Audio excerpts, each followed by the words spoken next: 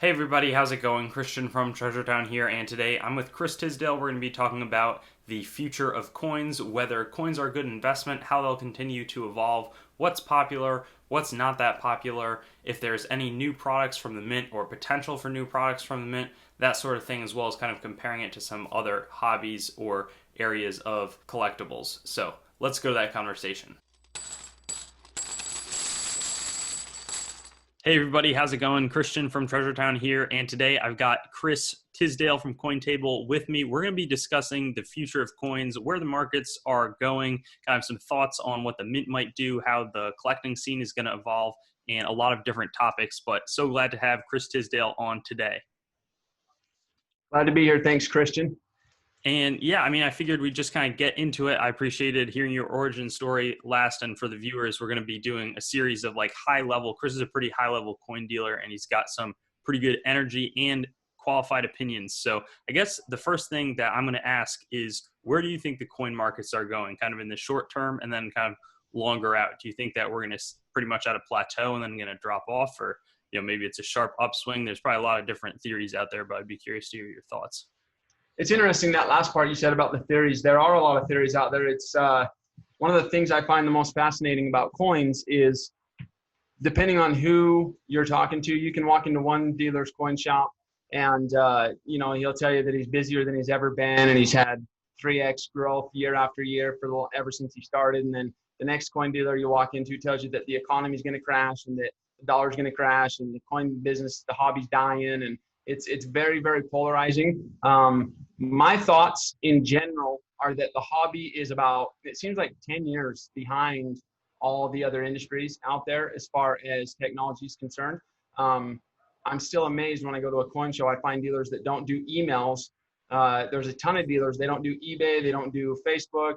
And like I said, they don't do emails. It's like, what do you mean you don't do email? Like how, it's hard to imagine. And so from just one man's opinion, my point of view, I feel like the hobby I feel like it's in a lull, but I don't think it's dying.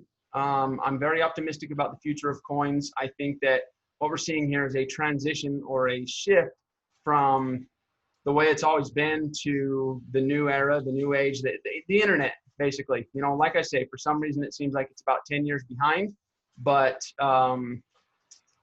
I am seeing a lot of activity online, more activity online than at shows and at shops and, just the way it's always been. So Yeah, I'm very excited about it, the future of it. that makes sense, because I think one thing we've talked about kind of off camera is how the dealer scene is like, the dealers are way older, but that there are actually kind of resurgence of some younger people coming up. Plus, like, yeah, as things, and we're going to do a video on it later, but talking about like registries and how the grading scene might evolve. So that kind of makes sense to me, and kind of shocking to hear about the emails part. But I That's think crazy. yeah, also, I guess one question that I'd ask then, so if we're kind of in a lull, like, what do you think, are there areas that are hot, or is it pretty much, interest is disseminating and not quite like concentrated in any area? So what I'm seeing, and again, I understand when I share my opinion, it is a very big hobby slash business. There are many, many cogs that go into the wheel. I'm just a cog in a wheel. In other words, I'm only seeing, through my lens, from my perspective, and I don't see everything. But what I am seeing is your old, your classic, your rarities. Those are, if you're trying to buy those, now would be a good time to buy. I feel like what's hot right now in numismatics is the modern stuff. Franklin proofs, blast white, high grade Franklin proofs are, if they're not the hottest niche in the market, they're up there. Kennedys are still doing really well and pretty hot. And then just the modern stuff, modern eagles, silver eagles mainly, but all the other stuff too, gold eagles and, these commemoratives that the mint releases, those seem to do well. One thing that I'm excited about is the mint is finally open to hearing from groups like CDHCD and even the grading companies, and they're finally open to sitting down and talking about marketing concepts and Mm-hmm. just strategies. And so we're going to see some exciting things that are going to be happening. We already saw it starting last year. I don't know how many of you are familiar with the W Mint quarters that they did 2 million of each, and then released into circulation. But that was a huge, huge success. That got people going to the bank and asking for quarters just so they could find W Mint quarters again.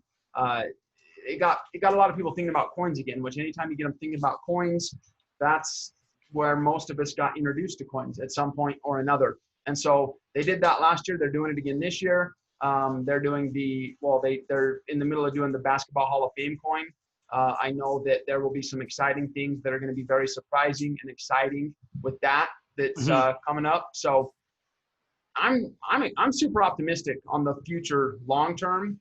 I think a lot of where the focus and attention is right now is in the modern area, but that creates a lot of opportunity for collectors to find old classics. And I'm talking like a 1794, flowing hair silver dollar, or your 1916D Mercury dime, the classics. Yeah, because that was going to be a question that I was just to clarify. So, kind of what qualifies, and I have a lot of questions kind of off of what you said, but the modern coins, is that like 64 and up? Franklin's maybe lumped in there. Then the classics seems to be just like the actual real rarities to look for. And then like when you were talking about the Basketball Hall of Fame, talking about some of the Eagles, silver and gold, like is that just for the bullion that there's an interest there, or is it like people collecting at the top range of condition or special finishes? So kind of like two questions, and then I'll talk a little bit more about the mint after that. So when I say modern versus classic, that's very much open to interpretation. The grading companies, NGC 1955 to current is modern. PCGS 1965 to current is modern. I feel like, for me, when I say modern, I'm talking 70s to current.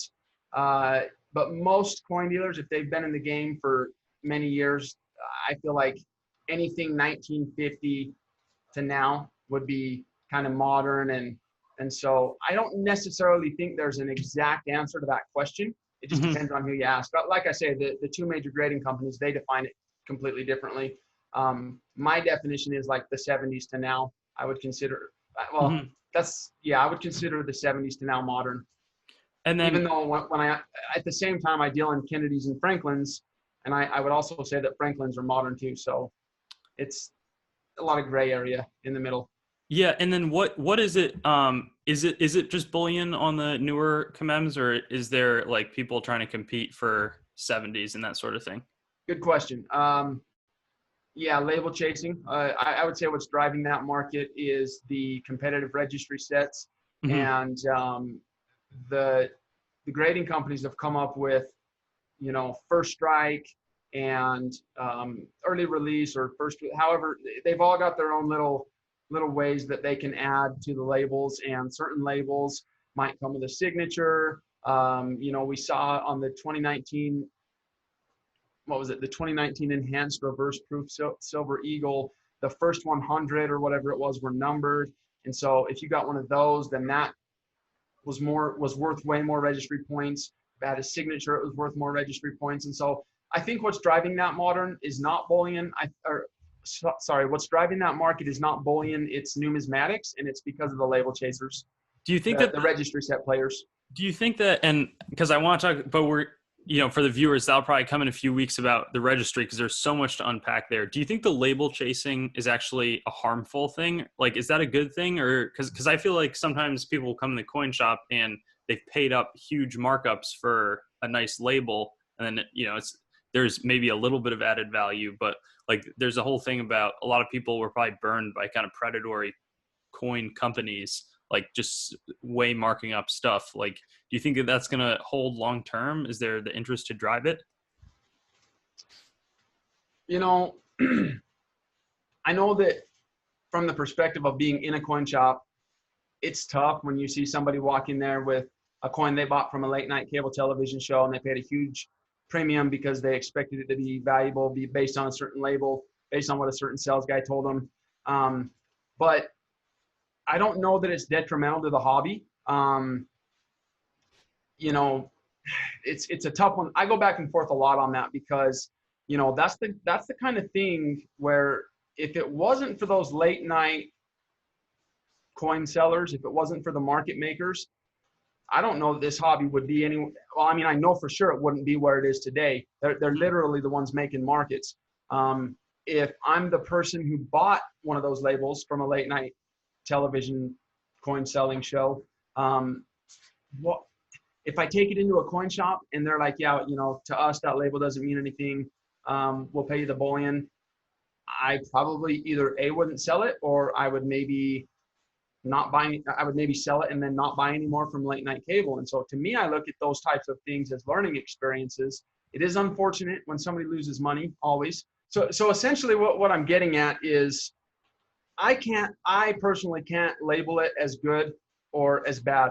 We have marketing in every single industry, no matter what it is, you know, whether you're trying to buy a car or a house or, you know, going to buy clothes, going to buy food. You can go to grocery stores and find a huge price difference. You can go to dealerships and find a huge price difference based on the sales guy. And so, you know, I hear so many coin dealers bagging on the marketers, the cable television marketers and how they're taking advantage of people. But I feel like they're making markets, like they're literally bringing people into the hobby.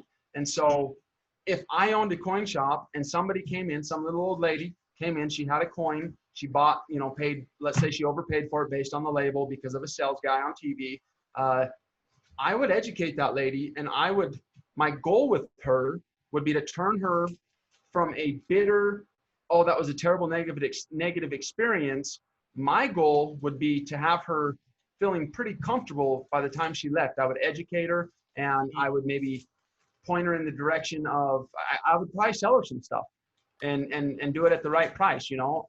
So I would find out what her interests are and what made her order that coin in the first place. And I would use it as an opportunity to generate a customer. And that's something that I see some coin dealers doing, but very, very few. So I think there's good and bad is my point.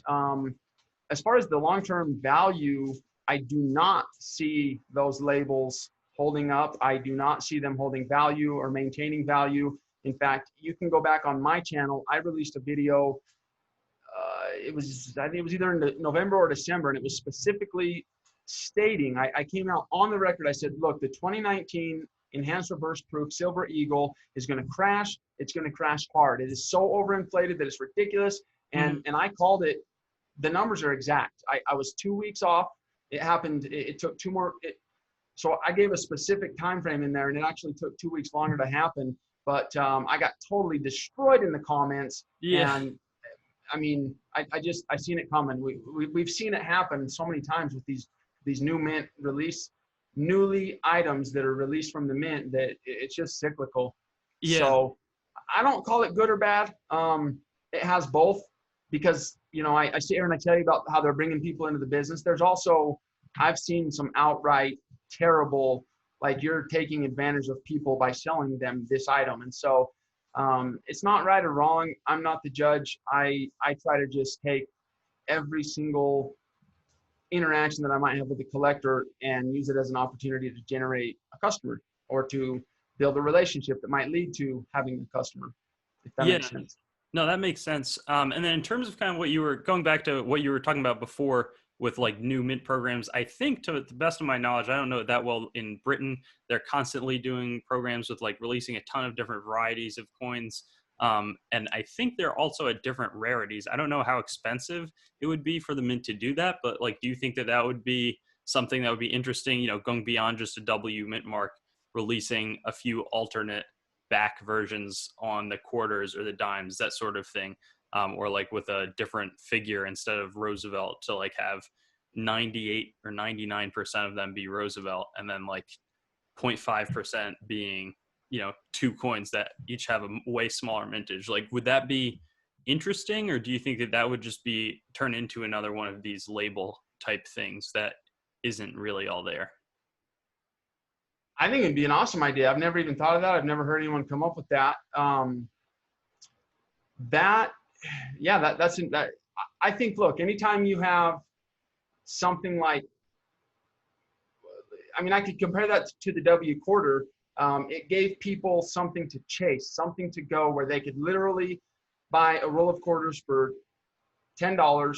And when you found a mint mark quarter, it was worth more than the whole roll of quarters, you know? So, do I think they'll ever do that? I don't know. It probably would be super expensive for them to produce that. And they are a business. It's a private company that is in it to make a profit. So I don't know if we will see that, but I think it's a great idea. I think it would work. And I think that, yeah, and anytime you say 98% of them are this, but 2% of them are, you know, have a W mint mark, or they're the old design or a new design or whatever, there's going to be hype built around that, create a little bit of buzz, and people will go out searching for that, and it'll be worth more for sure.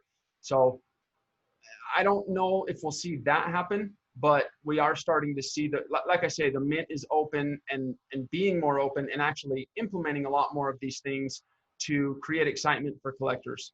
And then kind of a different part of it that's related though in terms of different types of products would concern, like, there's a lot of talk about removing the penny. There's also talk about having no coins. Like, I think first we'll go with the first scenario where they take out the penny. With that, do you think increase the values of pennies? Like, personally, my thought is that you might see a short-term rise, but I'm worried that then, you know, as I guess there's things like the half cent, but then you might see a little bit of a dip. If you eliminated coins entirely, that would be a problem more so than the penny, the only eliminating the penny scenario, just in the case that coins might not be like culturally relevant anymore.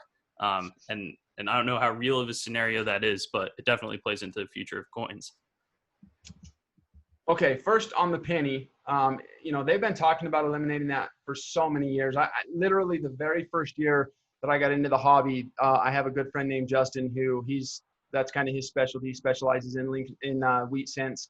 And he was talking about how he's reading that they're going to eliminate the penny. And I'm pretty sure that ever since 1991 or 89 or something like that, even after they made the penny zinc coated with copper, it's still it's still more than 1 cent to make a penny.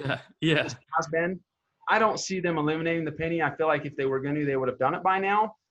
They're making too much money. It's a huge business. It's the kind of money that politics are involved, and I just feel like, I mean, they've been having that conversation for so long that it would really surprise me if it actually happened.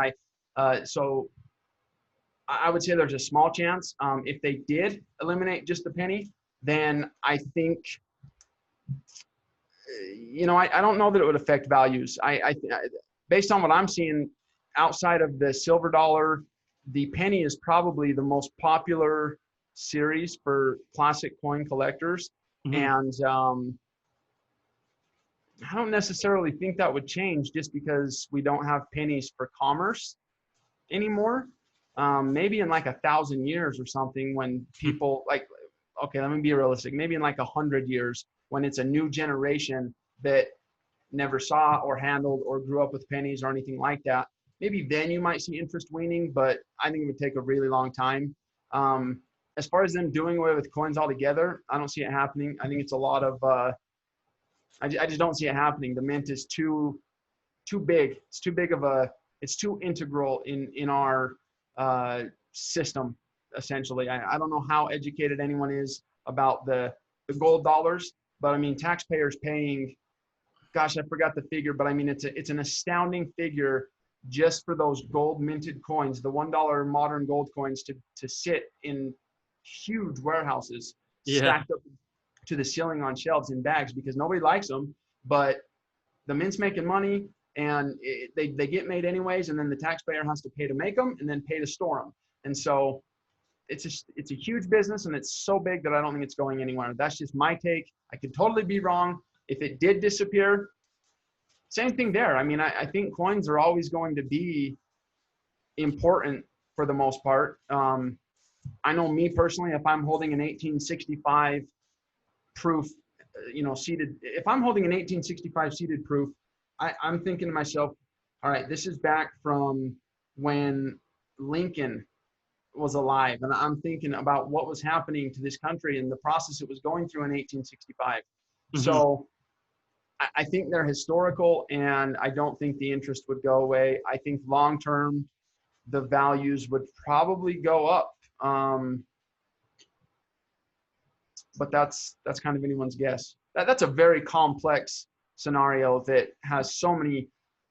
I mean, it's such a multifaceted type scenario that I would need to put some thought into that. But my instincts tell me it wouldn't hurt the hobby, and I don't think the hobby's going anywhere.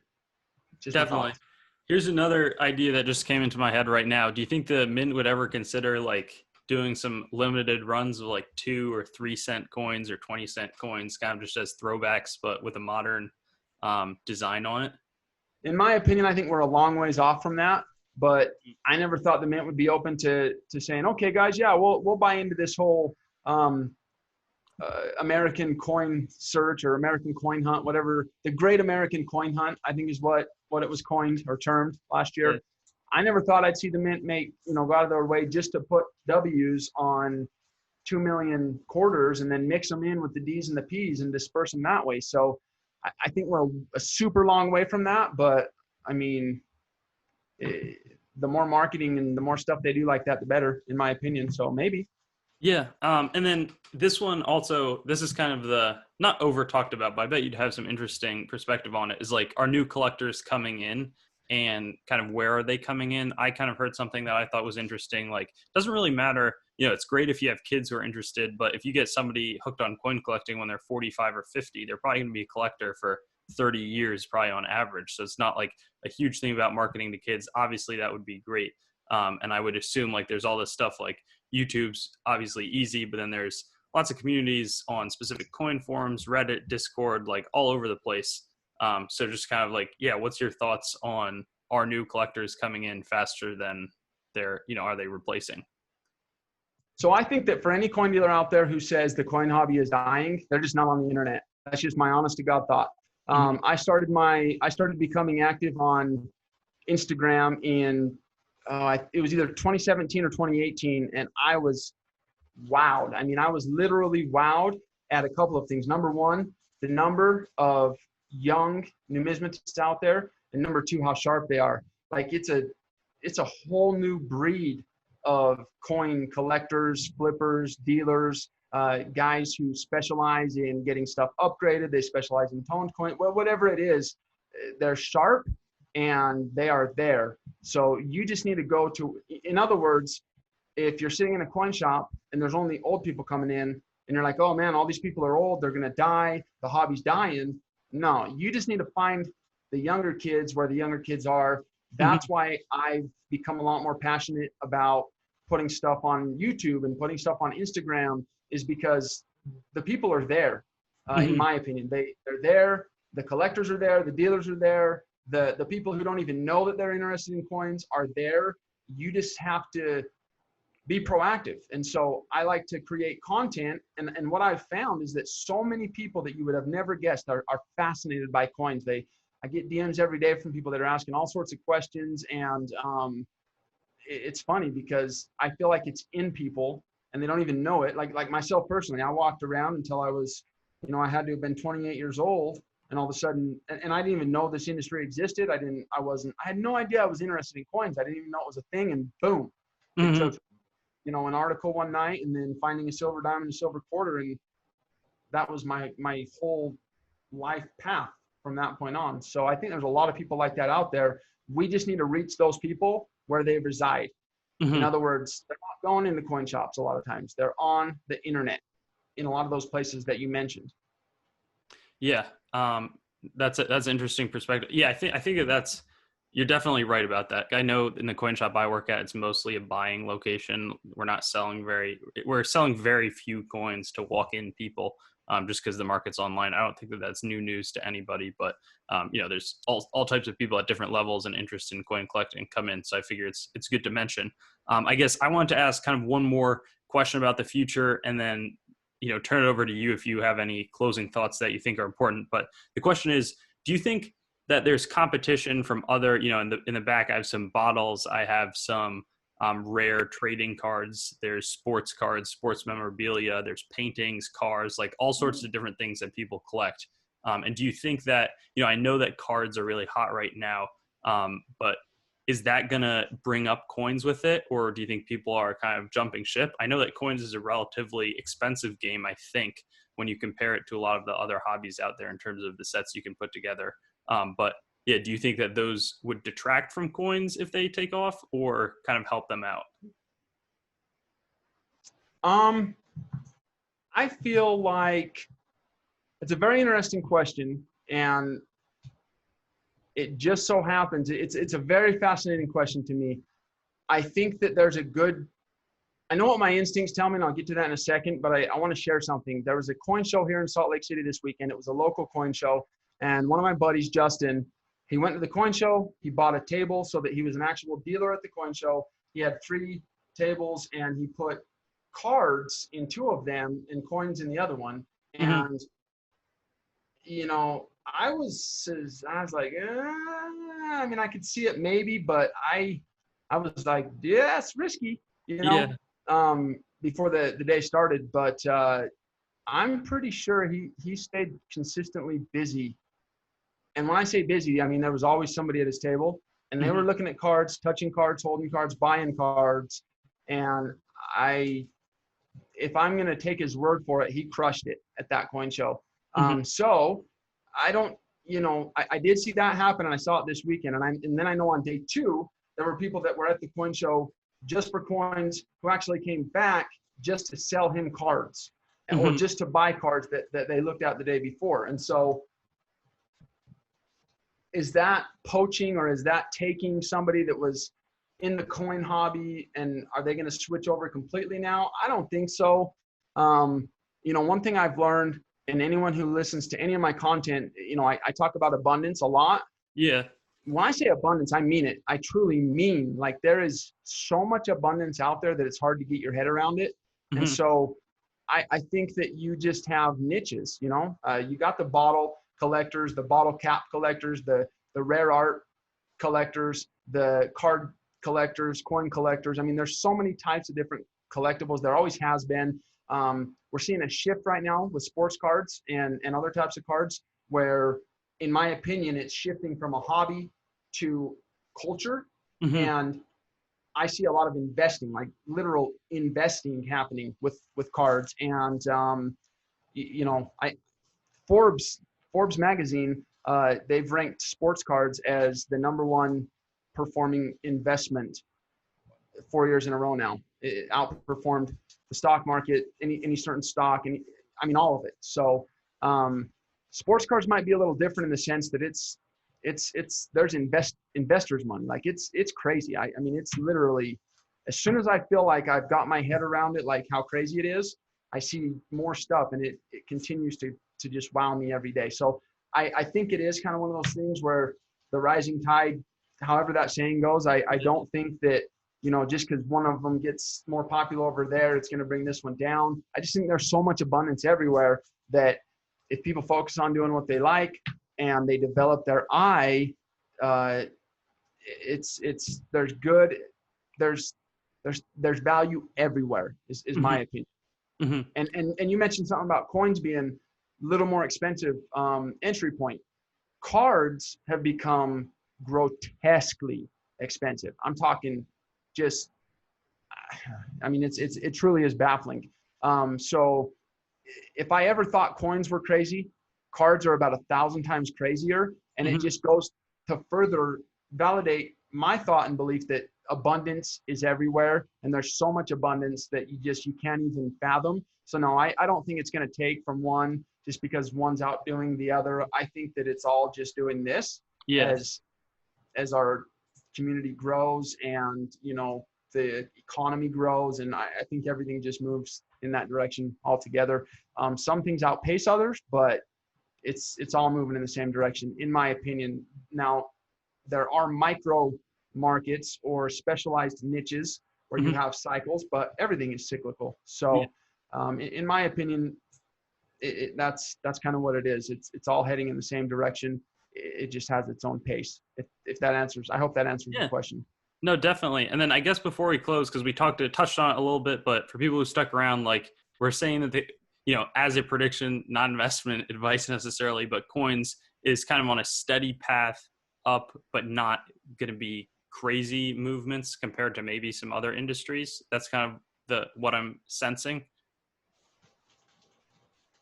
I can't remember exactly what we touched on, but there's two different. So I want to be very careful here because I don't want to come across as a financial advisor or like I'm trying to tell somebody that Yeah. such and such is an investment or something isn't an investment, because it really is. It's not very. There's a lot of people out there who talk about investing and make certain predictions. Mm-hmm. And the fact is nobody knows. Nobody has any clue. I mean, just think about where the whole world was in February Yeah. compared to where it was in March. Who would have thought that a worldwide pandemic, I mean, so there's so many factors there, but getting back to coins and the future or growth potential or growth, possible appreciation, I think if you do a little bit of homework, educate yourself, and focus on putting the right types of items in your collection, you can do very well. You will do very well. You'll do fine, and you'll be well off.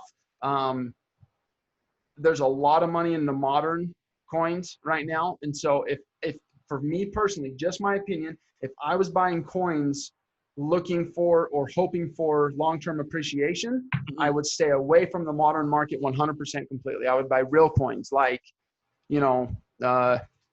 early flowing hair silver dollars, or rare Carson City Morgans in highest grade that you can afford.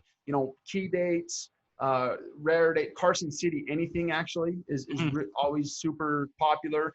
I would stay away from the whole label hype, and I would buy the coin for what it is.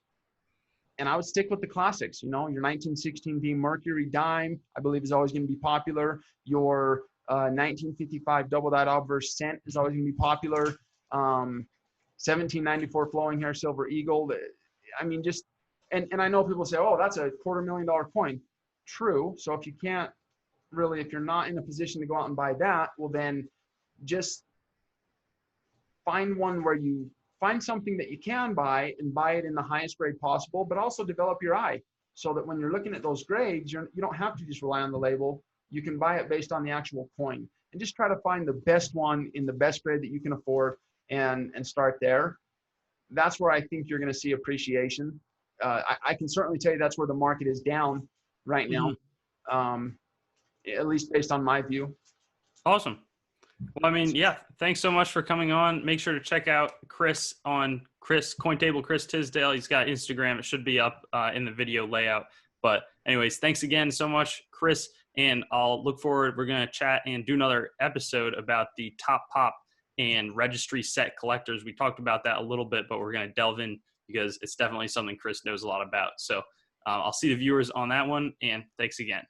Thank you, Christian, and thanks for everybody for watching. I appreciate each and every one of you guys. Thanks for watching the video. I'd encourage you to like, comment your thoughts, and subscribe for more content, and get in touch with me or contact on treasuretown.yt.com, my website, my Facebook, Treasuretown, my Twitter, @treasuretown_YT, or my Instagram, @treasuretown_YT. Looking forward to seeing you on some of my other videos.